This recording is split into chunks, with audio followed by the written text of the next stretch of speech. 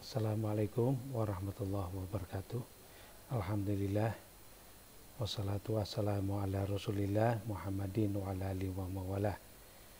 Pada kesempatan ini kita akan mempelajari metode pencocokan kurva untuk data-data yang memperlihatkan model nonlinear, ya.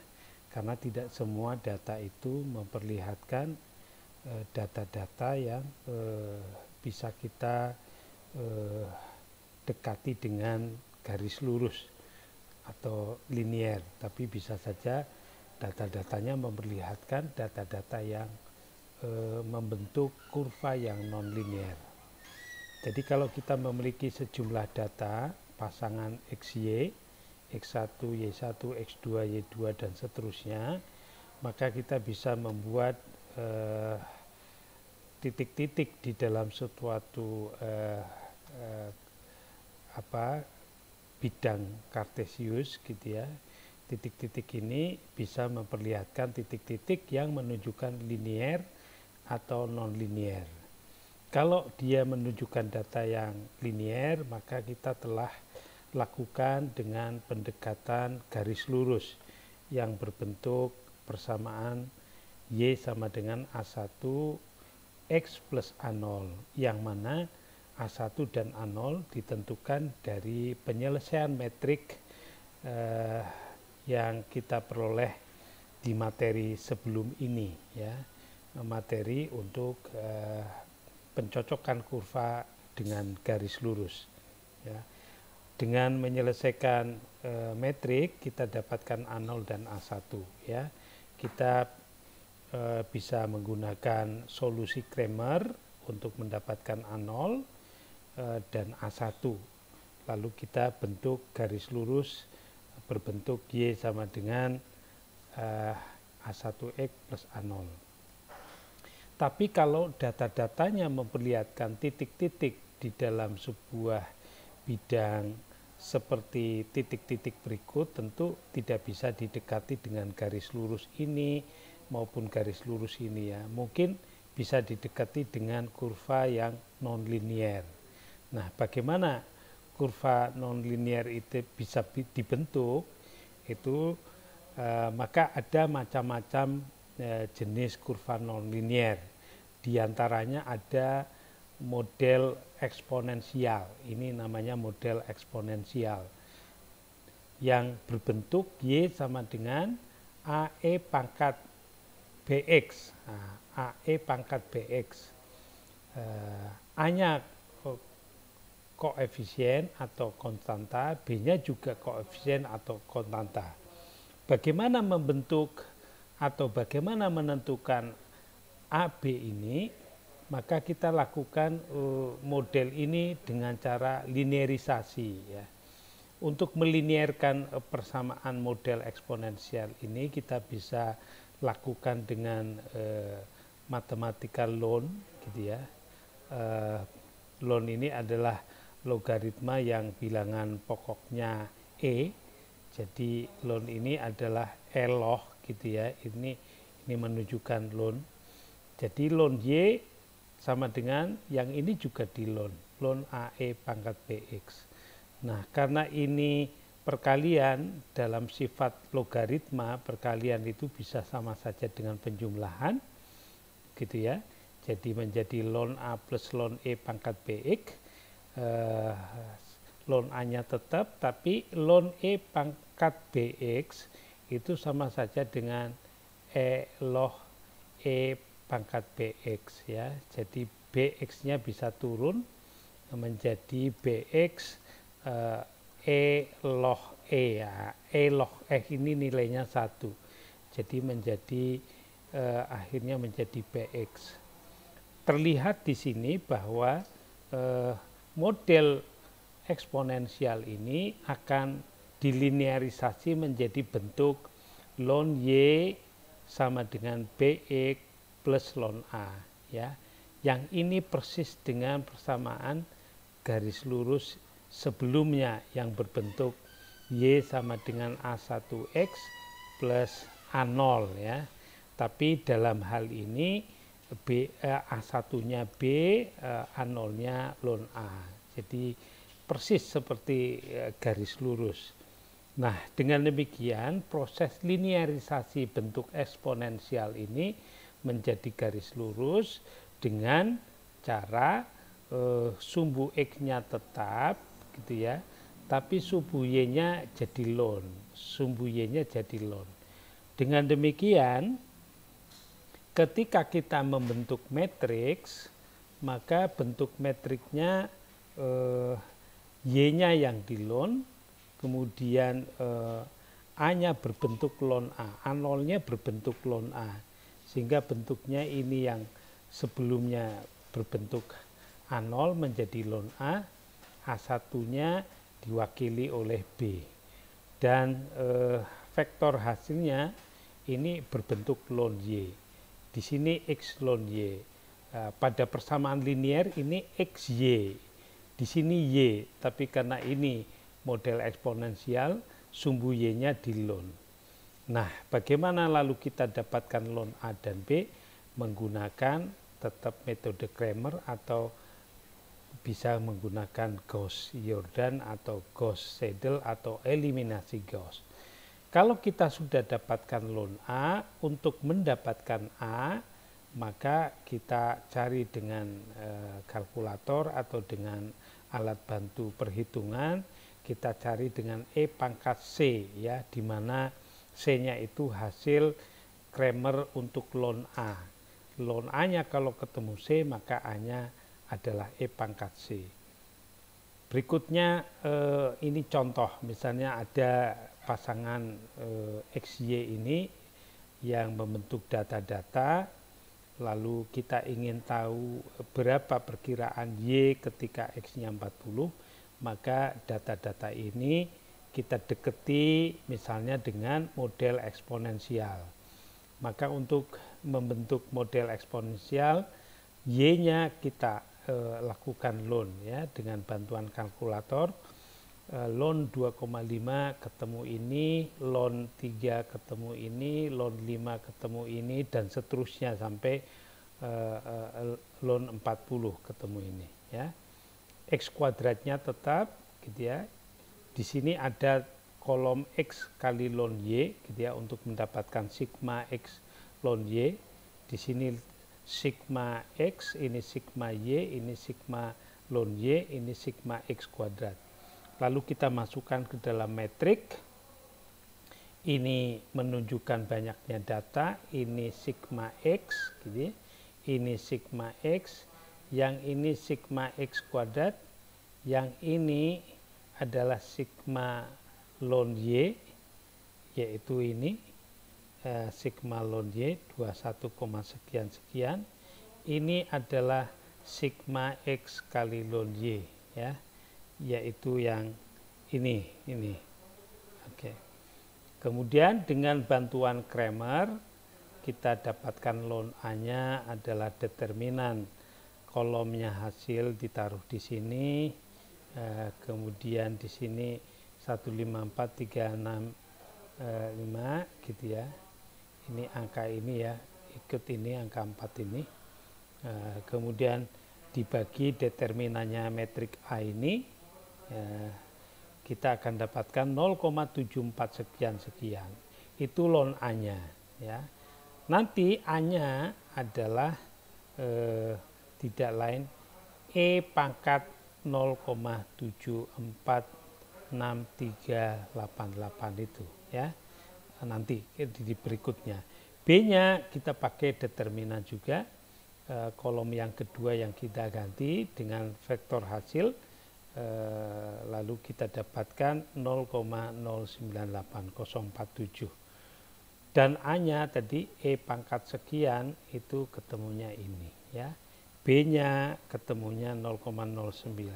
Sehingga model eksponensialnya yang berbentuk tadi A E pangkat BX menjadi A-nya 2,10 sekian, E pangkat 0,098047 X, di mana ini mewakili B, ya. Nah, pada saat kita ditanya berapa perkiraan Y saat X-nya 40, ya kita masukkan 40 ini ke dalam X ini, maka kita dapatkan 106. Nah, kalau kita ingin tahu berapa kesalahan kuadrat terkecilnya kalau data yang ini didekati dengan model eksponensial, maka kita bisa buat tabel. Nah, ini tabel XY-nya, ini tabel hasil Y kurvanya ya, yaitu Y sama dengan AE pangkat BX ya, hanya yang ini tabel 2, sekian E pangkat sekian X. Kita masukkan saat X-nya 2, saat X-nya 4 ya, terus sampai saat X-nya 30.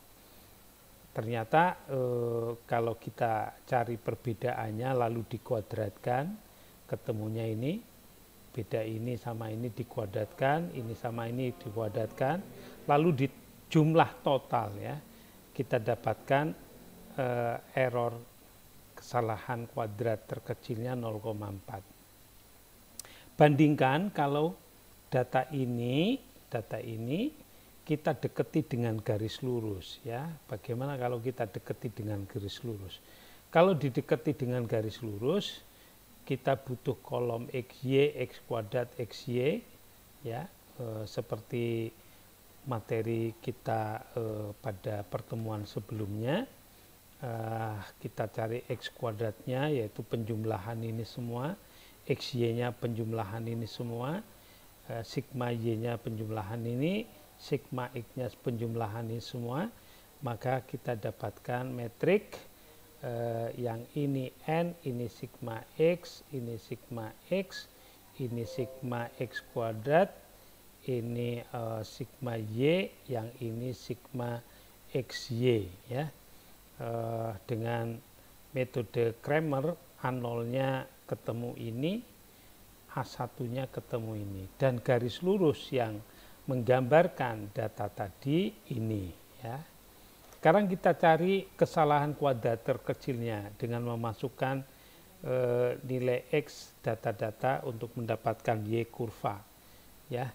Ternyata kita dapatkan Y kurvanya ini, yaitu dengan memasukkan tadi persamaan garis lurus ini, kemudian cari ketika X-nya 2, ketika X-nya 4, nanti kita dapatkan data ini. Lalu ini perbedaan antara ini sama ini, 2,5 dikurang sekian berarti menjumlah ya, kira-kira 4 kuadrat 16, ini kurang ini dikuadratkan kira-kira 4, 5 kurangi 5,8 dikuadratkan kira-kira ini, dan terus ke bawah di total ternyata errornya ini ya.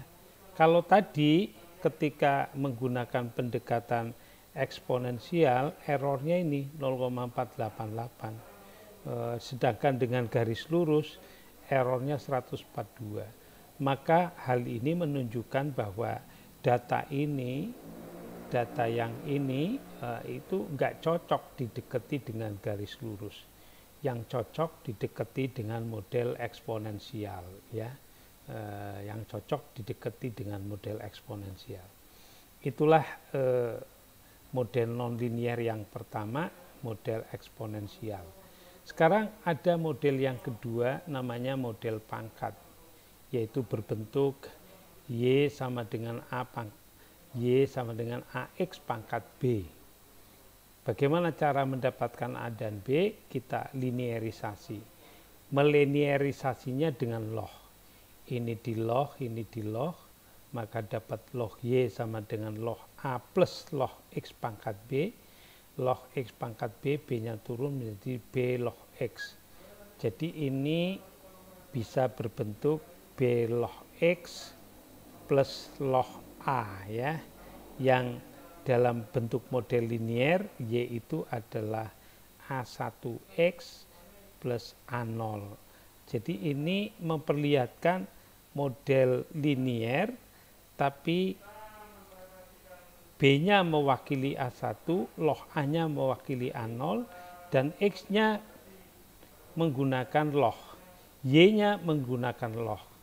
Dengan demikian model pangkat ini adalah mengubah X-nya menjadi log, mengubah Y-nya menjadi log. Ya. Oke ya, gitu ya. Jadi mengubah Y-nya jadi log Y, mengubah X-nya jadi log X. Sehingga matriksnya itu, metrik model linearnya adalah ini. Sigma log X, ini sigma log X, ini sigma log X dikuadratkan. A0-nya log A, ya, A1-nya B. Ya, kalau nanti log A ketemu C, maka A-nya adalah 10 pangkat C. Karena ini logaritma. Gitu ya, jadi A-nya ketemu 10 pangkat C. Dan hasilnya di sini sigma log Y, sigma log X, log Y. Contohnya ini ada model pangkat berbentuk data seperti ini. Kita coba dengan model pangkat dan perkirakan nilai Y saat X-nya 10 ya. Maka kita bikin tabel, ada kolom log X, ada kolom log X kuadrat, log Y, log X, log Y. Log X ini dari mana Pak? Ini di log. 0,3 ini adalah log 2. 0,77 ini log 3. Lalu log X kuadrat gimana Pak? Yang ini, kolom ini dikuadratkan. Log Y dari mana? Log Y ini di log. Taruh di sini ya. Log X, log Y itu mana Pak? Ya ini perkalian ini sama ini. Nih kali ini ya. Oke, maka yang ini mewakili sigma log X, ini mewakili sigma log Y, yang log X kuadrat, maaf, log X dikuadratkan. Yang ini mewakili sigma log Y, ini mewakili sigma log X log Y. Lalu kita masukkan ke dalam tabel, ini N datanya, ini sigma log X, ini sigma log X, ini sigma log X dikuadratkan, ini sigma log Y, yang ini sigma log X log Y. Ya, dengan Kramer log A ini kita dapatkan ini. Sehingga A-nya, A ini itu diperoleh dari 10 pangkat 0,229932085 ya, ketemunya ini. B-nya pakai Kramer. Sehingga persamaan tak linear atau model pangkat yang cocok dengan data menjadi ini ya. 1,99 miliknya A-nya, yang ini milik B-nya, X pangkat B gitu ya. Dan kalau kalian ditanya saat X-nya 10 berapa Y-nya gitu ya, cukup 10 ini dimasukkan ke sini ya. Selesai sudah, itu model pangkat. Ada model polinom pangkat M ya, ini polinom pangkat M. Kalau ada polinom pangkat N, metriknya cukup besar, yaitu ada sigma xi 2m pangkat 2m. Jadi contohnya ini untuk model order 2 ya. Ini model order 2 itu kita mencari A0, A1, A2. Maka metriknya berbentuk ini, A0, A1, A2. Jadi kita butuh tabel sigma xi, sigma xi kuadrat, sigma xi pangkat 3, sigma xi pangkat 4, sigma yi, sigma xi yi, sigma xi kuadrat yi. Ya, lalu selesaikan, kita dapatkan A0, A1, A2. Misalnya ini ada, kita dekati dengan order 2, maka kita bikin tabel ini gitu ya. Lalu kita cari metriknya, pakai Kramer, ketemu A0, A1, A2. Dengan demikian kita dapatkan model order 2 untuk mewakili data tadi. Ya, itulah model nonlinear untuk data-data yang tersedia yang cocok mana itu berdasarkan kuadrat terkecilnya yang paling kecil ya, sigma atau jumlah kesalahan kuadrat terkecil yang paling kecil. Silakan dicoba untuk kasus ini, bagaimana yang paling dekat bisa dicoba ya, dengan kurva pangkat atau dengan kurva apa saja. Demikian materi kita sampai hari ini tentang kurva model non-linear yang dari data yang disediakan. Mudah-mudahan bermanfaat. Bila taufiq wal hidayah, wassalamualaikum warahmatullahi wabarakatuh.